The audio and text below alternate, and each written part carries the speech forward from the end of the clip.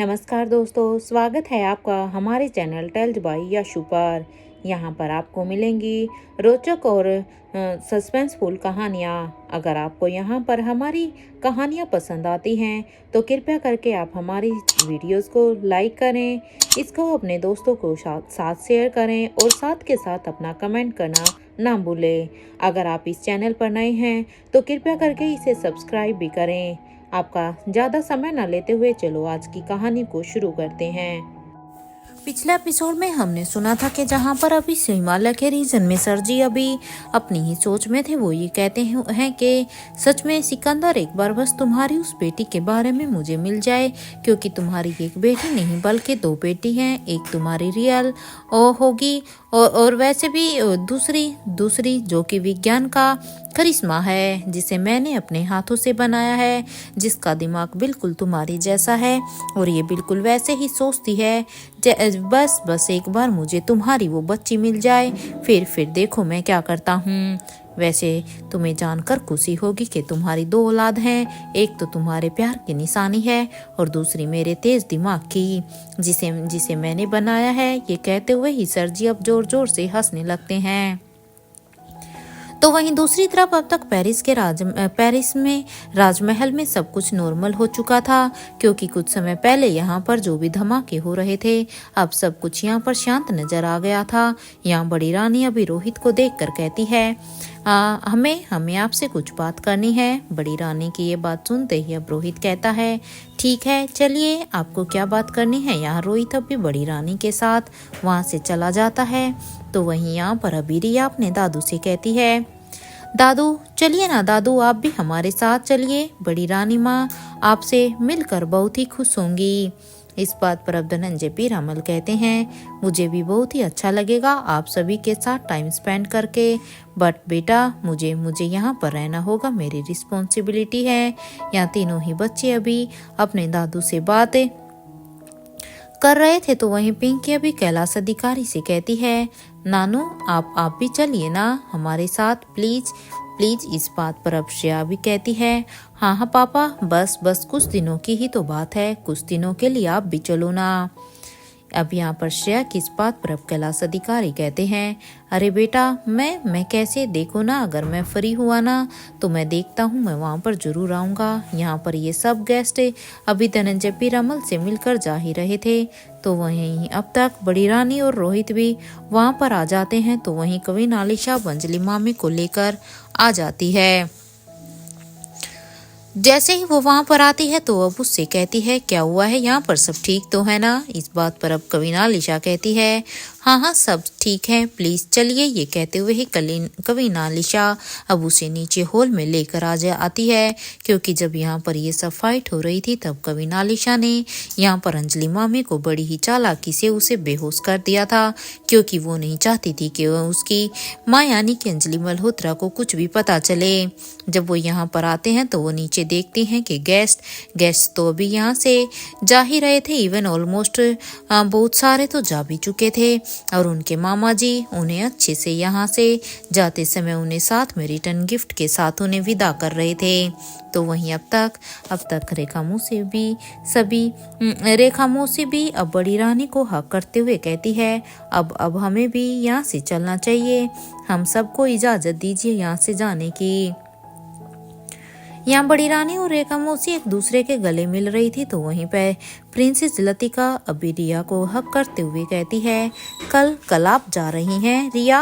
अब उसकी इस बात पर अब रिया कहती है, हाँ कल हम वापस से दिल्ली जा रहे हैं, क्योंकि यहाँ पर बहुत समय हो गया है ना, बट मुझे तुम्हारी बहुत ही याद आएगी।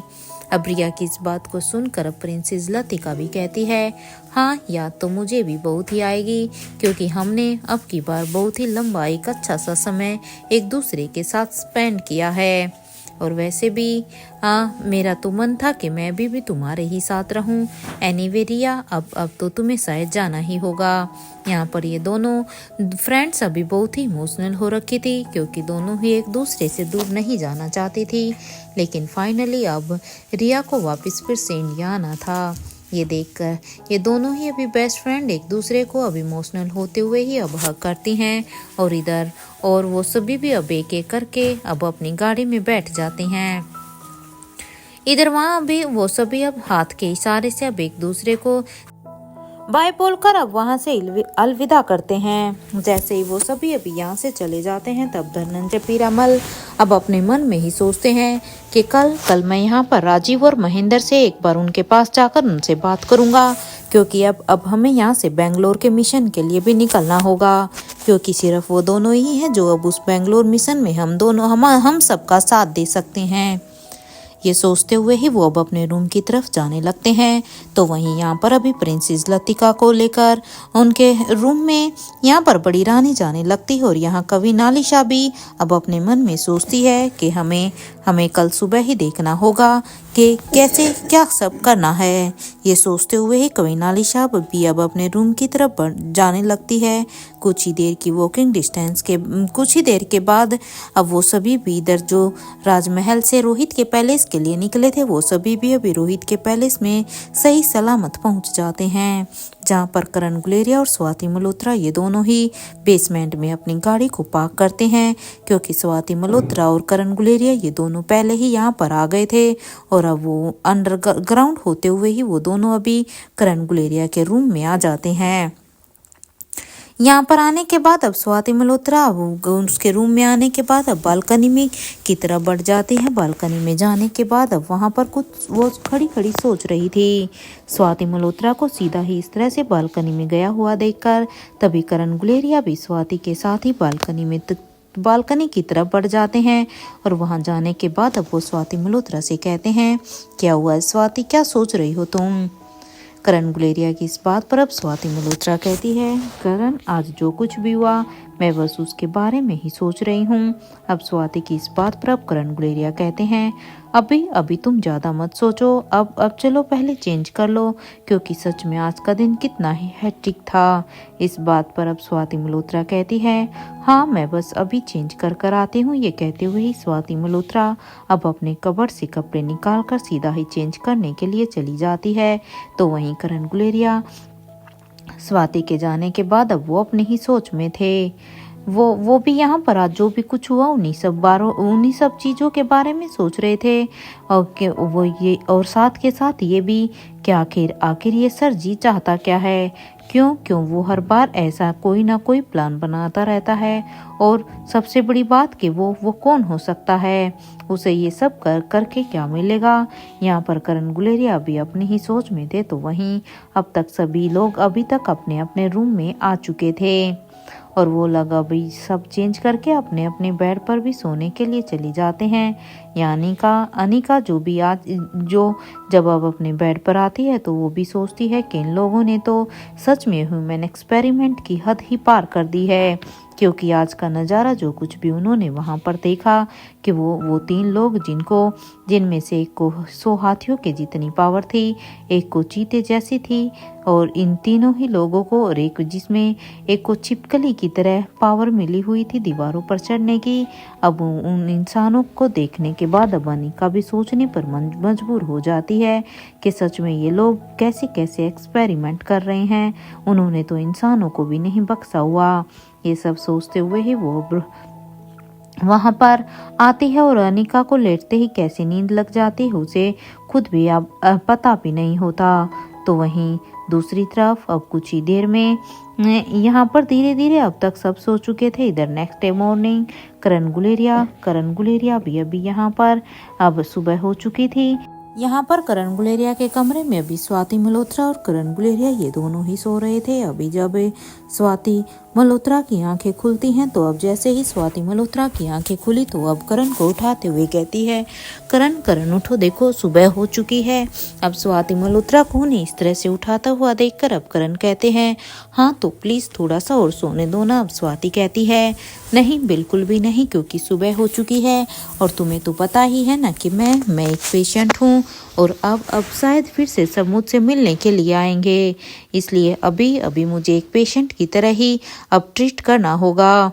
और तुम तो जानते ही हो कि सबके अकॉर्डिंग मुझे अभी तक होश ही नहीं आया है, इसलिए अब यहाँ से जाओ और जाकर तुम सबसे पहले चेंज कर लो। अब स्वाति मल्होत्रा की ये बात सुनते ही करण गुलेरिया भी अब हमें अपना सिर हिलाते हैं और वो अपने बेड से उठकर अब खड़े हो जाते हैं। तो वहीं अब स्वाति मल्होत्रा भी अब करण के उठते ही अब एक पेशेंट की तरह बेड पर लेट जाती है, जिस पेशेंट की को अभी तक होश नहीं आया था, क्योंकि उसके दिमाग की सर्जरी हुई थी, क्योंकि अभी तक तो सभी यही जानते थे। तो वहीं करण गुलेरिया अब उन्हें बड़े ही ध्यान से देख रहे थे कि सच में स्वाति मल्होत्रा फिर से कितनी अच्छी एक एक्टिंग कर रही थी।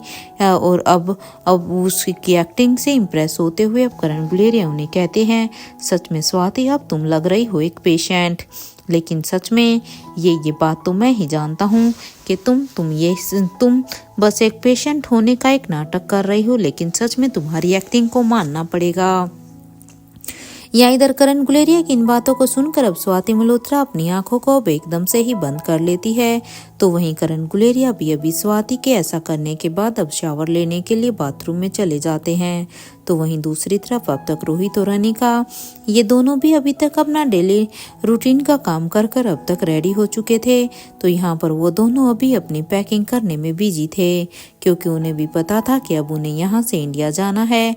तो वो दोनों अब अपनी अपनी पैकिंग करने लग जाते हैं और साथ के साथ अनिका अब अपनी पूरे ही रूम को बड़े ही ध्यान से देख कर कहती है, सच में मिस्टर मारवा, कभी सोचा नहीं था कि यहाँ पर आने के बाद मुझे इस पैलेस के साथ इतना अटैचमेंट हो जाएगा। सच में इस पैलेस के साथ हमारी बहुत सारी यादें भी हैं। इस बात पर अब रोहित कहता है, इस पैलेस को स्वाति माँ ने सालों पहले बनाया था अनिका। अगर सब कुछ वैसा ही होता जैसा कि उन्होंने उस समय सोचा था, तो शायद इस रूम में हमारी जगह स्वाति माँ और करण पापा का ये रूम होता, क्योंकि अब तो ये हम दोनों का है। लेकिन अब क्या है कि वैसा कुछ भी नहीं है, और जिस रूम में हमारे बच्चे हैं अनिका, उस रूम में तुम होती। रोहित की ये बात सुनते ही अनिका, जिसकी आंखें अभी भी यहाँ से जाने के नाम पर थोड़ी सी नम थी, वो खुद के इमोशंस को कंट्रोल करते हुए कहती है, हाँ मिस्टर मारवा, आप शायद सही ही कह रहे हैं। काश ऐसा कभी हुआ होता। यहाँ पर अनिका और रोहित दोनों ही अब अपनी पैकिंग करने लगते हैं। तो वहीं दूसरी तरफ अभी अंजलि मामी के चेहरे पर भी आज एक सुकून था। अंजलि मामी यही सोच रही थी कि जब वो यहाँ पर पेरिस में अपने बेटे को ढूंढने के लिए आई थी, तो वो बस अपने बेटे की ही तलाश में लगी हुई थी। वो बस उसी मकसद से यहाँ पेरिस में आई थी। लेकिन यहाँ आने के बाद तो मुझे मेरा बेटा के साथ साथ मुझे मेरी बेटी भी मिल गई है, जिसके बारे में तो वो जानती भी नहीं थी कि उसकी एक बेटी भी है। जहाँ अंजलि मामी के मन में ये सभी कुछ चल रहा था, तो वहीं अब किशन मामा की खुशी का तो जवाब ही नहीं था। वो तो बस यहाँ पर अभी रोहित मारवा के कहने पर बस अंजलि को सरप्राइज देने के लिए ही आए हुए थे। लेकिन यहाँ पर उनकी बहन लेकिन उसे नहीं पता था कि उनके सरप्राइज के चक्कर में उसे भी यहाँ पर उनकी खुद की एक बहन मिल जाएगी, क्योंकि जिस बहन को वो सालों पहले खो चुके थे, अब वो बहन उन्हें मिल गई, यानी कि स्वाति मल्होत्रा। यहाँ जो खुशी अंजलि मामी और किशन मामा के मन में थी, तो वहीं खुशी दूसरी तरफ आयशा मारवा के मन में भी थी। उन्होंने तो ये सोचा भी नहीं था कि उन्हें धनंजय पीरामल ऐसे मिल जाएंगे, क्योंकि उन्होंने भी तो मान लिया था कि धनंजय पीरामल की तो मृत्यु हो चुकी है। लेकिन पेरिस में आने के बाद वो भी उसे नहीं पता था कि उसे धनंजय का साथ दोबारा से मिल जाएगा। इस पैलेस में सभी को कुछ न कुछ मिल गया था, क्योंकि जिसने जो भी कुछ खोया था, मोस्टली उन सबको अब यहाँ पर एक दूसरे का साथ मिल गया था, जिसकी उम्मीद उन्होंने न जाने कब से छोड़ दी थी। तो वहीं इधर राजलक्ष्मी अभी मयूर गुलेरिया से कहती है, मैं एक बार बस स्वाति आंटी को देख कर आती हूँ कि अभी उनकी तबीयत कैसी है, क्योंकि उसके बाद तो फिर हम सबको निकलना ही है। इस बात पर अब मयूर गुलेरिया कहता है, राजलक्ष्मी वेट, सिर्फ तुम ही क्यों, मैं भी तो तुम्हारे साथ ही चलूंगा ना, क्योंकि मुझे भी स्वाति आंटी से मिलना है। मयूर की इस बात पर अब राजलक्ष्मी कहती है कि अभी नहीं मयूर, बिल्कुल भी नहीं। पहले पहले मैं उन्हें एक बार एज ए डॉक्टर अच्छे से चेक कर लूं, उसके बाद ही मैं आप सभी को उनसे मिलने की परमिशन दे सकती हूं। क्योंकि जब तक मैं श्योर नहीं हो जाती कि वो अभी किसी से मिलने के लिए रेडी हैं, तब तक रेडी हैं या नहीं, तब तक मैं किसी को उनसे मिलने नहीं दे सकती। राजलक्ष्मी की इस बात पर अब मयूर कहता है, अच्छा ठीक है डॉक्टर साहिबा, जैसे आपकी मर्जी। तो अब उसकी इस बात पर अब राजलक्ष्मी कहती है, तुम अभी अपनी पैकिंग पूरी करो, मैं बस अभी आती हूँ। उन्हें देखकर ये सुनते ही अब मयूर कहता है कि जो हुक्म मेरे आका। इधर मयूर की ऐसी बात पर अब राजलक्ष्मी को एकदम से ही हंसी आ जाती है और अब वो दरवाजे को खोलकर करण गुलेरिया के रूम की तरफ जाने लगती है। कुछ देर के बाद वहां पहुंचने के बाद जब राजलक्ष्मी दरवाजे को नॉक करने लगती है, कुछ देर के बाद जब दरवाजा खुला तो अब राजलक्ष्मी कहती है, good morning uncle, how are you. Rajlakshmi की इस बात पर अब करण गुलेरिया भी सामने से जवाब देते हैं, गुड मॉर्निंग राजलक्ष्मी, आओ ना अंदर। वैसे मैं ठीक हूँ बेटा, आप ठीक हो। अब यहाँ पर करण गुलेरिया की ये बात सुनते ही राजलक्ष्मी भी हाँ में अपना सिर हिला देती है और राजलक्ष्मी अब उन्हें थैंक यू बोलकर अब अंदर आ जाती है। अंदर आने के बाद वो अब स्वाति मल्होत्रा को अच्छे से चेक करने लगती है और अब उन्हें अच्छे से चेक करने के बाद अब वो करण गुलेरिया से कहती है, अंकल इन्हें बहुत जल्द ही होश आने वाला है। यहाँ राजलक्ष्मी ने अभी ये कहा ही था कि तभी उनकी नजर अब स्वाति मल्होत्रा पर जाती है, जिनकी आंखें अब धीरे धीरे से खुल रही थी।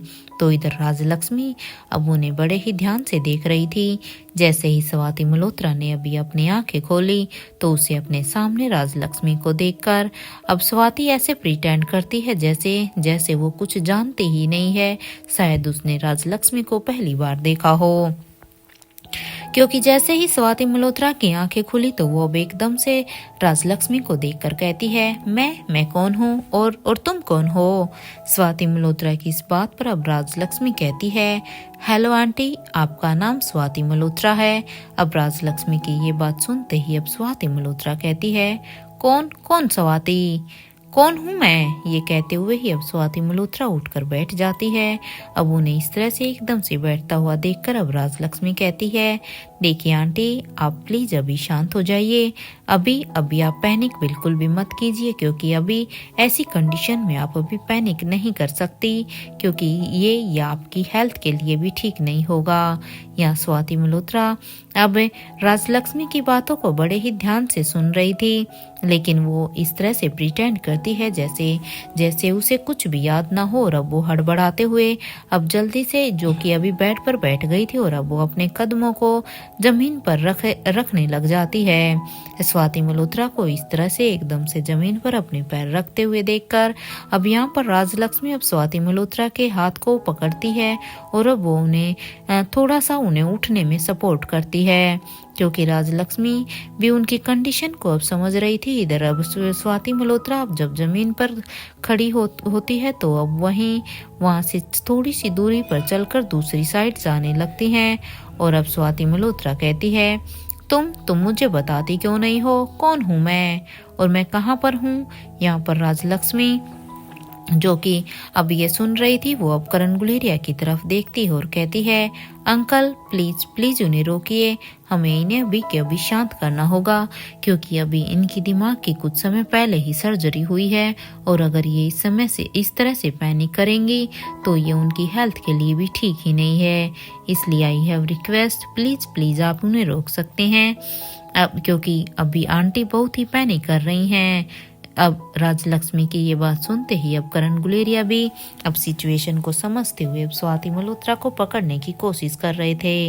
हालांकि करण तो खुद सब कुछ जानते थे, लेकिन उन्हें भी अब स्वाति के इस काम में उनकी हेल्प करनी थी, और अब वो वहां पर उनको पकड़ते हुए कह रहे थे, देखो स्वाति, प्लीज अभी शांत हो जाओ, पैनिक मत करो, प्लीज एक बार हमारी बात को ध्यान से सुनो, क्योंकि ऐसी कंडीशन में तुम बिल्कुल भी पैनिक नहीं कर सकती हो।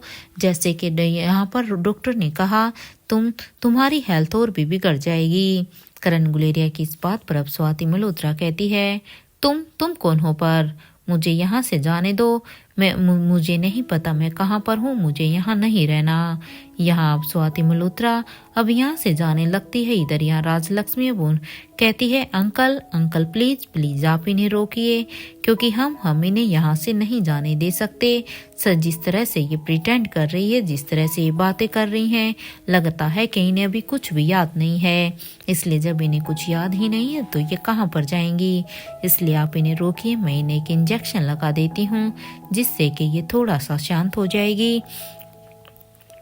राजलक्ष्मी की इस बात को सुनकर अब करण गुलेरिया भी कहते हैं, राजलक्ष्मी बेटा ये कैसा रहेगा कि मैं स्वाति को अपनी एंटी डिप्रेसिंग पिल दे दूं जो कि अनिका ने मुझे दी थी। तुम क्या सोचती हो उस बारे में, क्योंकि तुम भी तो जानती हो ना कि जो पिल अनिका ने मुझे दी थी वो हमारे दिमाग को एकदम से शांत कर देती है।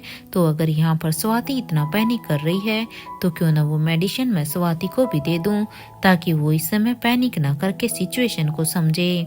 करण गुलेरिया की ये बात सुनते ही राजलक्ष्मी भी कहती है, हाँ अंकल आप यू आर राइट, आप बिल्कुल सही कह रहे हो, आप उन्हें वो पिल दे सकते हैं। और हाँ अब ये ठीक है, वैसे ये ठीक है, बस मुझे इनके कुछ टेस्ट करने होंगे ताकि मैं पूरी तरह से श्योर हो सकूं। तो मैं इंडिया जाकर अपना काम कर लूंगी, तब तक आप इन्हें धीरे धीरे बता दीजिएगा कि ये कौन है, ये यहाँ पर क्या कर रही हैं और इनके हम सब के साथ क्या रिलेशंस हैं। राजलक्ष्मी की इस बात पर अब करण गुलेरिया कहते हैं, ठीक है बेटा, मैं इन्हें समझाने की कोशिश करूंगा, मैं अपनी तरफ से अपना पूरा बेस्ट दूंगा। यहाँ राजलक्ष्मी अभी इतना कहने के बाद अभी वो बस स्वाति मल्होत्रा को ही देख रही थी। तो अभी वो खुद को अब करण गुलेरिया से जो अभी भी खुद को करण गुलेरिया से छुड़वाने की कोशिश कर रही थी, क्योंकि करण गुलेरिया ने यहाँ पर राजलक्ष्मी के कहे अनुसार स्वाति मल्होत्रा को उसके दोनों के कंधों से पकड़कर दोनों कंधों से उसे पकड़कर रखा हुआ था। लेकिन यहाँ पर स्वाति मल्होत्रा थी कि उन्हें अब जोर से उनके इसे हाथों को अपने कंधों पर से हटाने की कोशिश कर रही थी। इधर अब राजलक्ष्मी अब करण गुलेरिया से कहती है, take care of her, she needs too much care, and आप भी खुद को संभालिए। मुझे पता है कि इस वक्त आपके ऊपर क्या बीत रही होगी, but you don't worry, doctor Amrita के पास हर एक चीज का इलाज होता है, तो इस चीज का भी इलाज उनके पास जरूर होगा। आई एम श्योर उन्होंने कुछ ना कुछ तो जरूर सोचा ही होगा। अब इस बात पर अब करण गुलेरिया कहते हैं, हाँ बेटा ये तो मैं भी जानता हूँ, and thank you so much. यहाँ राजलक्ष्मी अब इतना सब कहने के बाद, स्वाति को चेक करने के बाद अब वो यहाँ पर करण गुलेरिया के कमरे से बाहर निकल कर आ जाती है। तो वहीं करण गुलेरिया अब स्वाति को छोड़कर अब जल्दी से दरवाजे को बंद कर देते हैं। इससे पहले कि कोई भी वहां पर आकर कुछ भी देखे, उससे पहले ही वो दरवाजा बंद कर देते हैं। और अब वो दरवाजे को बंद करने के बाद अब फिर से स्वाति की तरफ बढ़ते हैं और अब स्वाति मल्होत्रा से कहते हैं, तुम क्या करना चाह रही थी स्वाति। अब करण गुलेरिया की इस बात पर अब स्वाति मल्होत्रा कहती है कि तुम्हें पता तो है ना करण कि मुझे अभी अपनी याददाश्त को जाने का नाटक करना होगा, क्योंकि यही तो हम सब के सामने प्रूव करना चाहते हैं, इसलिए मैं बस अपना काम कर रही थी। स्वाति मल्होत्रा की इस बात पर अब करण गुलेरिया कहते हैं, अगर दुश्मनों ने इस बात का फायदा उठाना चाहा तो क्या करोगी, क्योंकि ये तो तुम भी जानती हो ना कि एक बार जब अनिका की भी याददाश्त गई थी तो उस समय पर भी उसके दुश्मनों ने उसका फायदा उठाना चाहा था, तो अब तुम फिर क्या कर पाओगी। अब करण की ये बात सुनते ही स्वाति मल्होत्रा कहती है कि वही तो हम चाहते हैं, तभी तो वो हमारे सामने आएंगे, क्योंकि उन सबको ही बाहर निकालने के लिए ही तो हमने ये सब प्लान किया था कि जब उन्हें पता चले कि मेरी याददाश्त चली गई है तो फिर वो मुझसे फिर से वही काम कराना चाहें और तब मैं उनकी जड़ों तक पहुंच सकूं। इधर करण गुलेरिया और स्वाति मल्होत्रा अब ये दोनों बातें कर रहे थे। ये सारी ही बातें करते हुए अब यहाँ पर स्वाति मल्होत्रा कहती है, एनीवे करण छोड़ो अभी इन बातों को, हमें मेरे ख्याल से अब हमें यहाँ से चलना चाहिए। अब स्वाति की इस बात पर अब करण गुलेरिया कहते हैं, क्या वाकई में, मतलब मेरा तो यहाँ से जाने का मन ही नहीं कर रहा है, क्योंकि देखो ना स्वाति, हमारा घर कितना प्यारा है, क्योंकि जिस घर का सपना तुमने सालों पहले देखा था इसलिए मेरा हमारे इस घर को छोड़कर जाने का बिल्कुल भी मन नहीं है। करण अब इस बात को सुनकर कहकर थोड़े से इमोशनल हो गए थे। इधर करण की इस बात पर अब स्वाति मल्होत्रा कहती है, हाँ ये हमारा घर है करण, जो सपना कभी मैंने देखा था वो देखो पूरा हो गया है, क्योंकि अब मेरे घर में हमारी पूरी की पूरी फैमिली आज इस समय पर मौजूद है। लेकिन यू डोंट वरी, हम हर साल यहाँ पर वैकेशन मनाने के लिए जरूर आएंगे।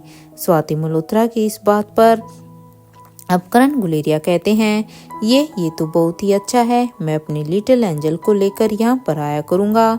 अब करण की इस बात पर स्वाति मल्होत्रा कहती है, फिर तो मैं यहाँ पर बोर हो जाऊंगी। अगर आप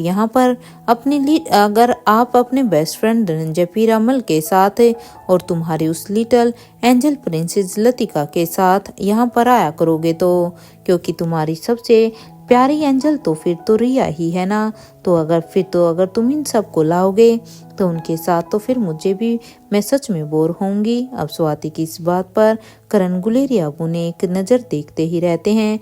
इधर ये कहने के बाद अब स्वाति मल्होत्रा के चेहरे पर एक मुस्कान आ जाती है, क्योंकि वो बस इस बात को कहकर करण को चिढ़ाना चाहती थी। लेकिन अब करण इस बात को समझ चुके थे, इसलिए अब करण गुलेरिया स्वाति मल्होत्रा की बात का जवाब देते हुए कहते हैं, ठीक है, फिर मैं यहाँ पर अपने लिटिल एंजल, उसकी फ्रेंड और मैं अपने फ्रेंड इनको यहाँ पर बुला लूंगा, लेकिन फिर तुम्हारे पास भी एक ऑप्शन है। अब करण के मुंह से ऑप्शन शब्द सुनकर अब स्वाति कहती है, ऑप्शन? कौन सा ऑप्शन? अब करण स्वाति के सवाल को सुनकर अब कहते हैं, है ना रेखा, और कौन? क्योंकि तुम यहाँ पर रेखा को बुला लेना तो यहाँ पर फिर कोई भी बोर नहीं होगा, या फिर हम ऐसा करते हैं कि हम सब ही यहाँ पर आ जाया करेंगे। इधर यहाँ पर स्वाति से बात करते हुए ही करण गुलेरिया अब अपनी पैकिंग को करने लगते हैं। कुछ देर के बाद अब सभी की ही पैकिंग पूरी हो चुकी थी, क्योंकि अब सब इंडिया जाने के लिए पूरी तरह से रेडी थे। ऑलमोस्ट सभी ने अब तक अपना काम कर लिया था और सभी को अब राजलक्ष्मी से पता भी चल गया था कि स्वाति मल्होत्रा अपनी याददाश्त खो चुकी हैं, क्योंकि जैसे ही यहाँ पर राजलक्ष्मी वहाँ कमरे से बाहर आई तो अब तक धीरे धीरे उस एक से दूसरे को, दूसरे से तीसरे को ऐसे कर अब तक वहाँ पर पैलेस में सभी को इस बात के बारे में पता चल गया था। ये सब पता लगते ही सभी के चेहरे के अलग अलग से ही रिएक्शन थे, क्योंकि किसी ने ये सब तो सोचा ही नहीं था। वहाँ सबसे ज़्यादा निराश तो बस इंस्पेक्टर अब्बास ही हुए थे, क्योंकि इंस्पेक्टर अब्बास ने तो स्वाति मल्होत्रा के जिंदा होने की खबर से सुनकर ही उसने मन बना लिया था कि वो उनका एक बार इंटरोगेशन करेंगे और वो अपने सवालों का जवाब स्वाति मल्होत्रा से जान लेंगे। लेकिन जैसे ही अब उन्हें पता चला कि यहाँ पर उनकी याददाश्त चली गई है, तो अब उनके हाथ सिर्फ निराशा के अलावा कुछ भी नहीं लगा। वहीं इधर रोहित अनिका को अब इशारे से कहता है कि अनिका अभी थोड़ा सा उदास हो, क्योंकि रोहित को देखकर अब अनिका भी थोड़ा सा उदास हो जाती है, क्योंकि अनिका को भी पता था कि ये बात उसकी माँ से रिलेटेड है, और अगर वो अपने चेहरे पर ऐसे उदासी नहीं लेकर आएगी तो फिर हो सकता है कि शायद किसी को उसके ऊपर शक हो जाए। तो वहीं उसे देखकर अब आकाश गुलेरिया अब अनिका के पास आता है और अब अनिका को कहता है, अनिका देखो, तुम चिंता बिल्कुल भी मत करो, सब ठीक हो जाएगा, क्योंकि ये बात तो तुम भी अच्छी तरह से जानती हो ना, एक बार तो तुम्हारी भी याददाश्त चली गई थी, लेकिन देखो तुम्हारी तो आ गई थी, लेकिन तुम चिंता मत करो, मुझे विश्वास है कि उनकी भी याददाश्त जल्दी से आ जाएगी। जहाँ भी अब एक दूसरे से ही को ही देख रहे थे, यहाँ पर सभी के ही दिमाग में ये सब चल रहा था। तो वहीं रिया अभी आर्यन और अलेक्जेंडर से कहती है, लाल फूल, हाँ लाल फूल याद है तुम्हें? क्योंकि अब रिया उसी लाल फूल को याद दिलाती है जिस लाल फूल से अनिका की याददाश्त आई थी। इधर उस लाल फूल के बारे में सुनते ही अब आर्यन और अलेक्जेंडर ये दोनों ही उसे अपनी अभी के लिए चुप रहने के लिए कहते हैं, क्योंकि वो नहीं चाहते थे कि यहाँ पर पूरी की पूरी फैमिली फैमिली के सामने वो राज खुले जिसके बारे में सिर्फ बच्चे रोहित और अनिका ही जानते थे। और अब वो उसे कहते हैं हम इसके बारे में बाद में बात करते हैं। यहाँ पर हम सभी ये सब कहने के बाद अब करण गुलेरिया और स्वाति मल्होत्रा का ही वेट कर रहे थे, क्योंकि अब तक यहाँ पर करण स्वाति को लेकर नहीं आए थे, क्योंकि ये जानते थे कि स्वाति की तो अब याददाश्त जा चुकी है, इसलिए करण उसे अपने साथ लेकर आएंगे। तो वहीं दूसरी तरफ से अभी एलिवेटर से वो दोनों अब आ जाते हैं, क्योंकि वो जब अब इनका इंतजार कर रहे थे तो वहीं दूसरी तरफ से अब करण गुलेरिया स्वाति को लेकर आ रहे थे। स्वाति को देखकर अब सभी को बहुत ही बुरा लग रहा था, क्योंकि अब सब तक को पता था कि उसकी याददाश्त जा चुकी है, इसलिए वो अब काफी उसके लिए बुरा फील कर रहे थे। इधर स्वाति मल्होत्रा के चेहरे पर अभी कोई भी एक्सप्रेशन नहीं था।